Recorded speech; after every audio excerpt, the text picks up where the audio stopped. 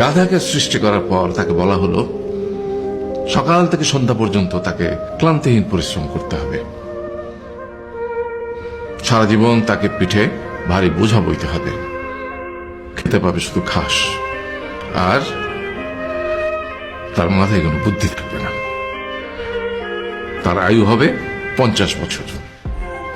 গাধা করজোড়ে সৃষ্টিকর্তাকে বলল, আমি এত বছর বাঁচতে চাই না, আমাকে 20 বছর আয়ু দেওয়া হোক। সৃষ্টিকর্তা সেটাই মঞ্জুর করলেন। কুকুরকে যখন সৃষ্টি করা হলো তখন তাকে বলা হলো যে সে হবে মানুষের সবচেয়ে বড় বন্ধু, কিন্তু সে খাবে মানুষের উচ্ছিষ্ট, এবং তার আয়ু হবে 30 বছর। কুকুর সৃষ্টিকর্তাকে বলল, আমি এত বছর বাঁচতে চাই না, আমাকে 15 বছর আয়ু দেওয়া হোক। সেটাই মঞ্জুর করা হলো। এরপর বানরকে বলা হলো, তুমি শুধু গাছের এ ডাল থেকে ও ডালে ঝুল খাবে এবং নানান রকম ফন্দি ফিকির করে মানুষকে আনন্দ দেবে। তোমার আয়ু হবে 20 বছর। বানর বলল, আমি 20 বছর বাঁচতে চাই না, আমাকে 10 বছর দেওয়া হোক। সেটাই মঞ্জুর করা হলো। এবার এলো পুরুষ মানুষের পালা। তাকে বলা হলো যে তুমি হলে প্রাণীগুলোর মধ্যে সবচেয়ে বিচক্ষণ এবং বুদ্ধিমান, সেই জন্য তোমাকে প্রাণীদের শিরোমণি করা হলো, এবং তোমার আয়ু হবে 20 বছর।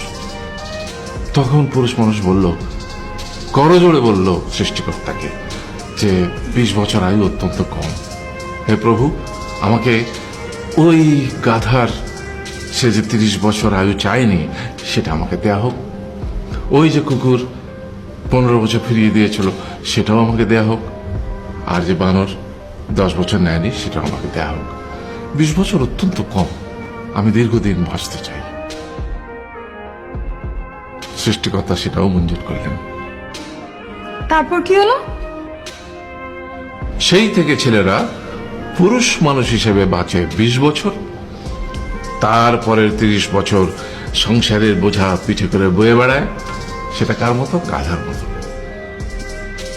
তারপরের 15 বছর সে তার ছেলে মেয়েরা যা দেয় সেই রকম ঠিক কুকুরের মতো উচ্ছিষ্ট খেয়ে বাঁচে। আর তারপরে বৃদ্ধ বয়সে ঠিক বানরের মতো, যেমন গাছের এডাল থেকে ওডাল ঝুল খায় বানর, তেমনি এই ছেলের বাড়ি থেকে ওই ছেলের বাড়ি, আর নানান রকম ফন্দি ফিকির করে তার নাতি নাতনিদের আনন্দ দেওয়ার চেষ্টা করে।